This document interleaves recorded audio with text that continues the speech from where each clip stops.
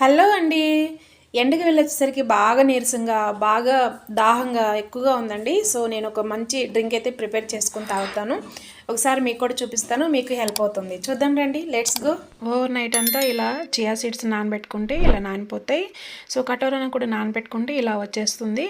అయితే ఒక స్పూను ఒక గ్లాస్లో వేసుకొని చియా సీడ్స్ని కూడా ఒక 2-3 స్పూన్స్ గ్లాస్లో వేసుకొని మనకు టేస్ట్కి తగినంత జాగరీ తీసుకోండి. బెల్లం నేను యాడ్ చేసుకున్నాను. ఒంట్లో వేడి ఇట్లే ఫట్ అయిపోతుంది. ఈ డ్రింక్ తాగితే చాలా నీరసం కూడా తగ్గిపోతుందండి. నేను ఎప్పుడు ప్రిపేర్ చేసుకొని తాగుతూ ఉంటా సమ్మర్ సీజన్లో.